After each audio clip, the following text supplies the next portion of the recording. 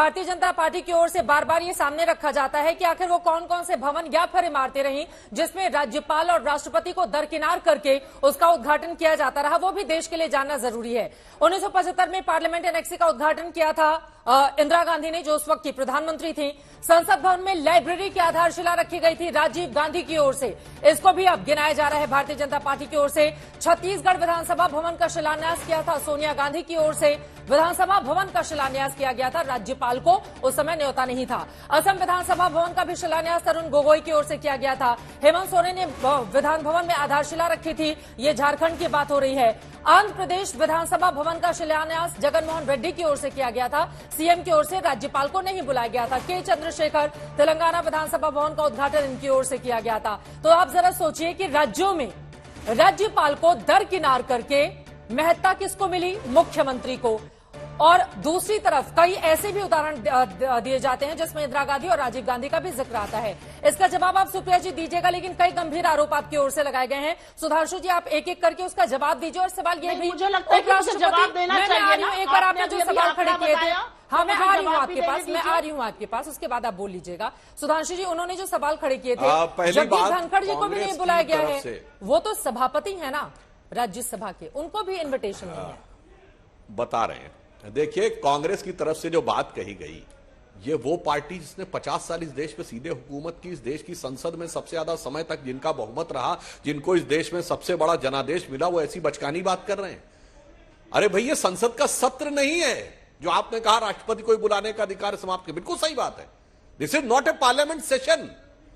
ये तो एक कार्यक्रम है जिसमें सिर्फ भवन का शिलान्यास है। सत्र तो आहूत होगा जुलाई में, और आप सत्र के साथ जोड़ने लगते हैं। यही बहुत बड़ी समस्या है कांग्रेस के साथ कि संवैधानिक विषयों की आड़ लेकर असंवैधानिक अतार्किक बात करने के में इन लोगों को महारत हासिल है।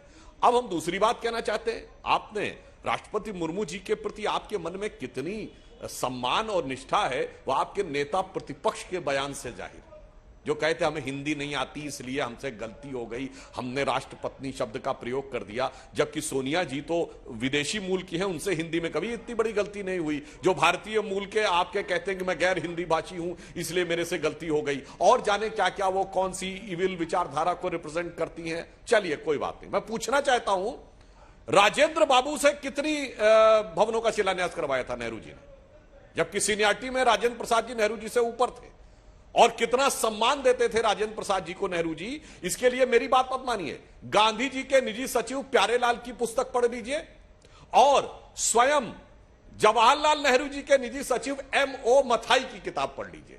साफ दूध का दूध, पानी का पानी हो जाएगा कि कितना। और इतना ही नहीं, जब वो जा रहे थे राजेंद्र प्रसाद जी कहां सोमनाथ मंदिर के शिलान्यास में, तो नेहरू जी उनको निर्देशित करते हैं कि आपको नहीं जाना चाहिए। वाह, प्रधानमंत्री राष्ट्रपति को निर्देशित करता था और एक भी योजना का एक भी शिलान्यास किया हो तो बताइए। मैं आज पूछना चाहता हूं, ये बताएं राजेंद्र प्रसाद जी ने से इन्होंने कितनी योजनाओं का या कितने भवनों का शिलान्यास करवाया था जो आज इस बात की आके दुहाई दे रहे हैं। जो नेहरू जी कर रहे थे वही अब बीजेपी की मौजूदा सरकार भी करेगी। चले इस सवाल का जवाब दीजिएगा, लेकिन पहले जल्दी से सुप्रिया जी। नहीं, मैंने तो साफ बात कही। हाँ। ये संसद का सत्र नहीं है, ये तो केवल एक कार्यक्रम है।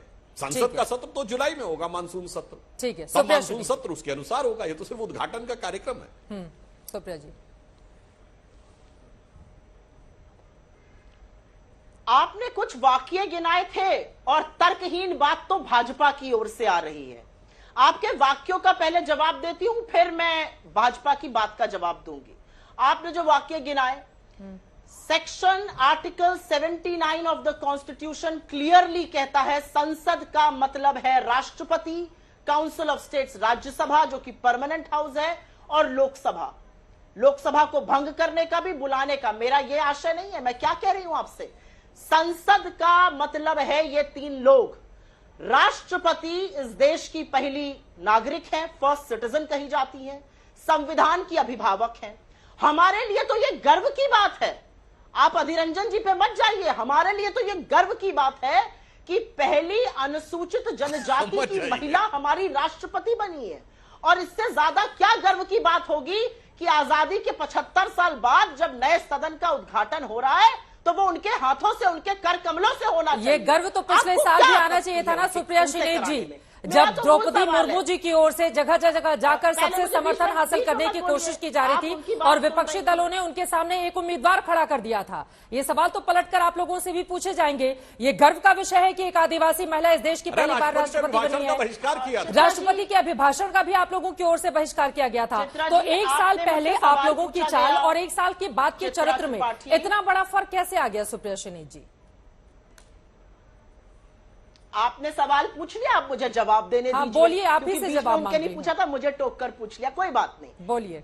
कोई बात नहीं, मैं उसका जवाब देती हूं। जब इस देश की प्रथम महिला राष्ट्रपति बनने की बारी आई थी, श्रीमती प्रतिभा पाटिल की, तब भी इन महिला विरोधी लोगों ने क्यों खड़ा किया था कैंडिडेट? पूछिएगा आप इनसे। महिलाओं का क्यों इतना घोर अपमान करते हैं? वो राजनीति होती है। एक विचारधारा को बीजेपी रिप्रेजेंट कर रही थी, एक विचारधारा को हम कर रहे हैं। अब जब वो राष्ट्रपति बन गई है तो हम उनका पूरी तरह से सम्मान करते हैं। वो इस संविधान के अभिभावक हैं, इस देश की प्रथम नागरिक हैं। भाई ऐसे तो हम भी कह सकते हैं महिला विरोधी क्यों थे, क्यों प्रतिभा पाटिल जी के खिलाफ खड़ा किया था कैंडिडेट। ये बेवकूफी का तर्क है जो बीजेपी देती है। मैं आपसे सवाल पूछ रही हूं, इनको क्या आपत्ति है कि राष्ट्रपति अगर कर ले? देखिए, असलियत ये है जो हमारे अध्यक्ष ने कहा, और वही दूध का दूध और पानी को पानी करती है बात कि दलित राष्ट्रपति बनाएंगे, ढिंढोरा पीटेंगे, टोकनिज्म करेंगे, नींव डालेंगे तो उनको नहीं बुलाया जाएगा। मोदी जी का चेहरा, मोदी जी की वाहवाही, मोदी जी का पीआर, वही अभी भी हो रहा है।